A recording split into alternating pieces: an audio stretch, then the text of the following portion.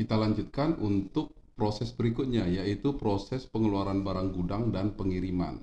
Kita klik halaman kedua, kita bentuk juga fungsi-fungsinya. Ya, nama prosesnya ini adalah pengeluaran barang gudang dan pengiriman.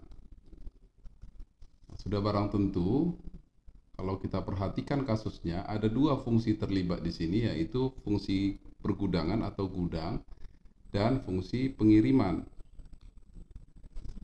Apa yang memulai kegiatan dari sini? Kegiatan dari sini di gudang itu dimulai ketika dia menerima SOP ini ya. Di sini SOP yang pertama dari gudang ya. Kita pilih dia menerima SOP dari penjualan. Oke. Karena penjualan itu halamannya berbeda dengan gudang, maka kita pakai tanda ini. Tentunya yang ditulis dari sini adalah penjualan. Nah, SOP ini digunakan untuk apa? Ini perintah pengeluaran barang. Jadi dengan adanya SOP ini, bagian gudang akan mengeluarkan barang, ya, mengeluarkan barang.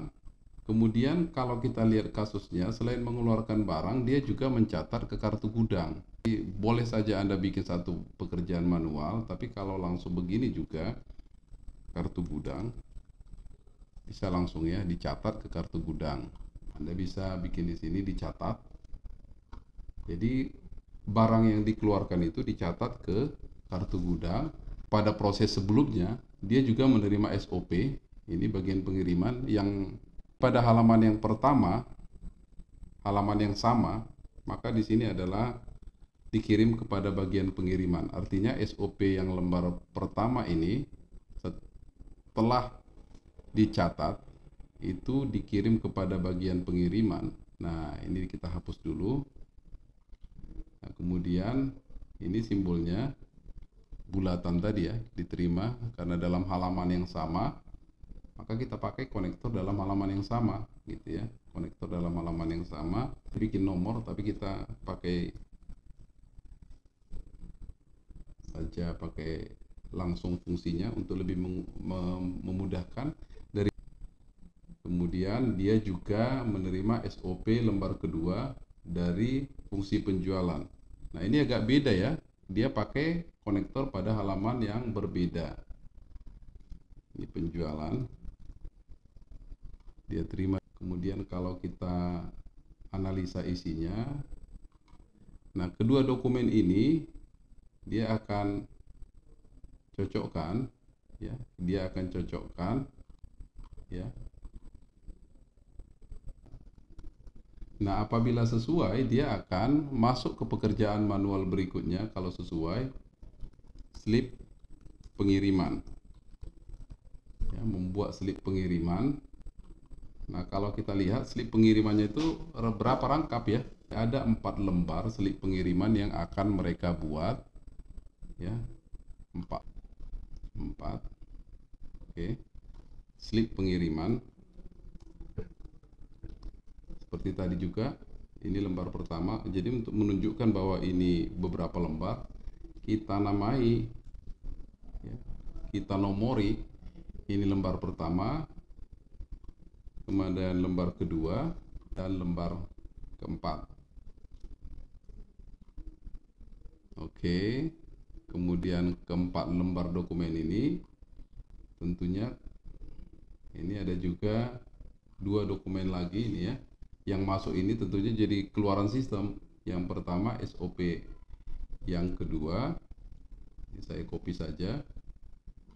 Nah, ini karena terlampau kecil kita lebarin ya. Jadi ada 2 SOP yang diterima. SOP lembar. Nah, ini juga keluaran dari proses itu ya. Nah, begini dia. Kemana dikirim slip pengiriman ini? Kalau kita lihat tadi ini ke perusahaan ekspedisi, kita gunakan simbol terminator karena dia pihak di luar dari entitas. Oke. Ada ke bagian penjualan. Penjualan itu halamannya berbeda. Ke bagian penagihan.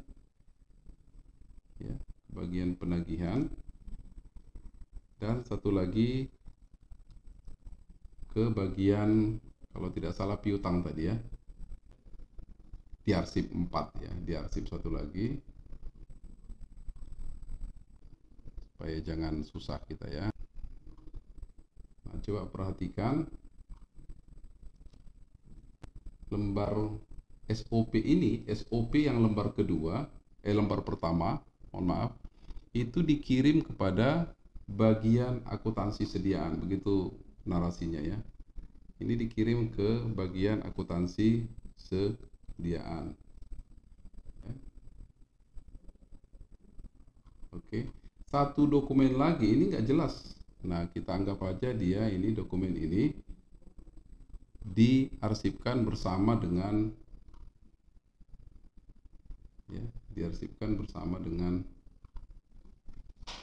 slip pengiriman lembar keempat ya, di bagian pengiriman. Inilah gambar proses dari bagian pergudangan ya, penyiapan barang, perintah pengeluaran barang, dan pengiriman barang. Sekarang kita lanjut kepada penagihan. Di penagihan ini berapa fungsi yang terlibat? Fungsi yang terlibat ini kita bikin 4.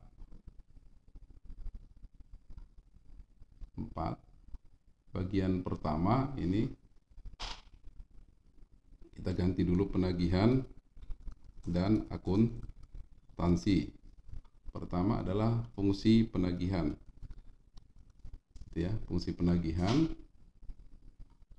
Coba perhatikan, fungsi penagihan ini memulai operasinya dari mana? Ini ya, dari bagian penjualan. Ini kan dikirim ke dia, ini ya, bagian penagihan itu dikirim SOP yang nomor 3 ya. Jadi karena halamannya berbeda, kita pilih konektor. Ini bagian penjualan,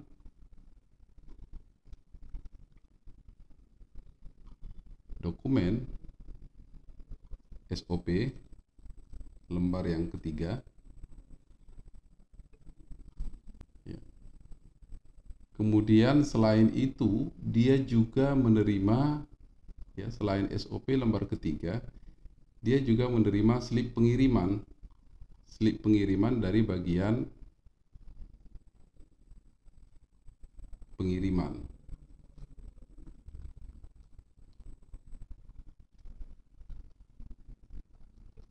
Oke. Yang nomor berapa kita lihat dulu ya, jangan beda nanti. Ketiga ya, slip pengiriman. Oke, slip pengiriman. Kemudian berdasarkan inilah dia membuat faktur penjualan. Perhatikan, faktur penjualan itu dibuat setelah barang dikirim.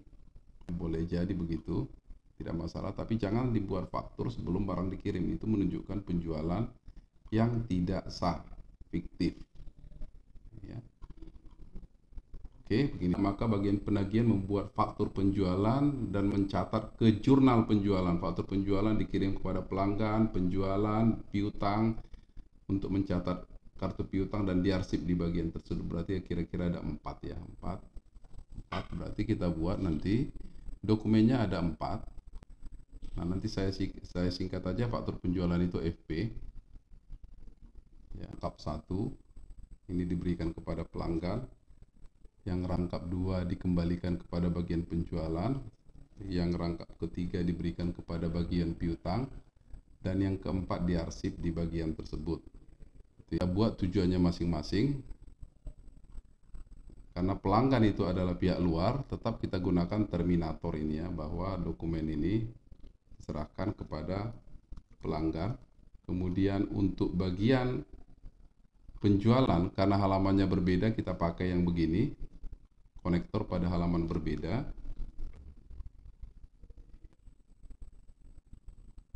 Untuk bagian piutang, karena dalam halaman yang sama, kita pakai yang ini ya, piutang. Dan tentunya satu lagi diarsip. Satu lagi diarsip. Nah, Nah, kemudian slip pengiriman dan SOP ini juga bersama-sama, ya, SOP karena tidak ada lagi tujuannya kemana, ini bersamaan diarsip. Arsip ini ada 3 berdasarkan nomor, berdasarkan tanggal, berdasarkan alfabet. Tapi karena tidak disebutkan, kita tidak perlu mengisinya. Ya. Oke. Ini.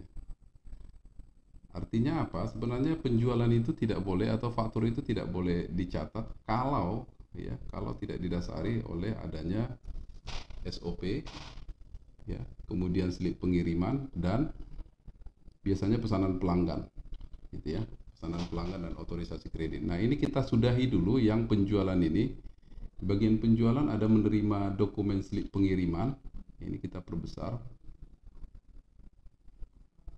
Sorry. Ini kita kembali lagi di sini. Bagian penjualan itu menerima 2 dokumen, ini dari yang berbeda ya. 2 dokumen. Yang pertama dari pengiriman, ya, slip pengiriman barang yang rangkap 2, jadi supaya konsisten kita. Ya, kemudian dia juga menerima faktur penjualan itu ke bagian penjualan. Ini dari bagian penagihan. Ya, bagian penagihan sebagai bukti bahwa barang sudah ditagih. Nah, saya tidak tahu faktur penjualan nomor berapa yang dikirimkan ini. Oke. Nah, selanjutnya oleh mereka tentunya ini ya, karena tidak ada lagi tujuannya selain untuk diarsipkan, kita anggap diarsipkan di bagian penjualan bersama dengan pesanan pelanggan dan arsip SOP, gitu ya. Oke. Nah, kemudian kita lanjut lagi kepada bagian penagihan tadi. Bagian penagihan ini sudah habis, kita masuk ke piutang. Piutang ini fungsi yang kedua. Bagian piutang dia menerima dari bagian penagihan. Apa yang dia terima? Ini faktur penjualan yang rangkapan ketiga.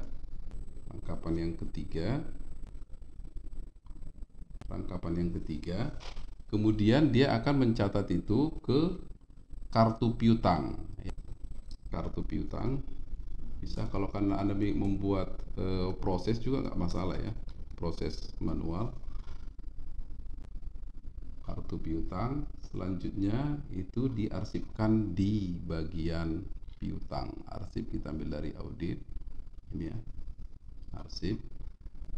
Oh, nanti ada proses lagi di sini, kita lihat ya. Ini ada yang kelupaan prosesnya. Kita lihat di bagian sediaan, akuntansi sediaan. Akuntansi sediaan mencatatnya dari mana? Itu tadi dari bagian pengiriman ini ya. Oke, dia terima SOP lembar pertama itu, yang ini akan dicatat ke kartu sediaan. Apa bedanya ya kartu sediaan dengan kartu gudang? Ternyata berbeda. Kalau kartu gudang sama-sama mencatat barang masuk dan barang keluar, tetapi kartu sediaan mencatat cost, ya, cost dari sediaan tersebut, sedangkan kartu gudang dia hanya mencatat unitnya, berapa unit yang masuk, berapa unit yang keluar ya, jadi dia tidak perlu tahu berapa cost dari barang tersebut. Ternyata di bagian penagihan ini, kalau kita lihat ceritanya, ada lagi berikutnya, dia mencatat ke jurnal penjualan. Kemudian dari lembar jurnal penjualan katanya secara periodik dia akan membuat lembar jurnal. Dia akan membuat lembar jurnal untuk pemostingan. Pemostingan ke buku besar dilakukan oleh bagian yang berbeda dan pencatat lembar jurnal. Karena masih halaman yang sama, pakai konektor yang bulat, kita pakai ini ke buku besar. Oke. Nah, proses selanjutnya Ini bagian buku besar, tentunya dia menerima dari bagian penagihan, kemudian lembar jurnal, diposting ke buku besar, dan setelah diposting tentu melakukan filing ya, filing. Oke, gini ya, diarsip. Jadi setelah diarsip bahwa proses itu selesai karena dimulai tadi, selesainya di sini. Bisa Anda buat selesai seperti ya, pemustingan ke buku besar. Nah, ketika Anda ingin membuat ini memindahkan seluruh proses ini ke Microsoft Word, ini juga bisa kita lakukan. Ya, ini Ctrl A, Ctrl C, kemudian Anda buka aplikasi Microsoft Word, kemudian pastekan saja. Oke, kemudian proses yang kedua juga begitu. Ctrl A, Ctrl C, kemudian Anda pastekan. Proses yang ketiga juga begitu. Ctrl A, Ctrl C, Anda pastekan. Jadi Anda bisa mengirim laporan ini ya dalam bentuk Microsoft Word kepada orang yang membutuhkan laporan tersebut. Nah, demikianlah secara singkat cara menggambarkan diagram alir dalam kasus siklus penjualan kredit.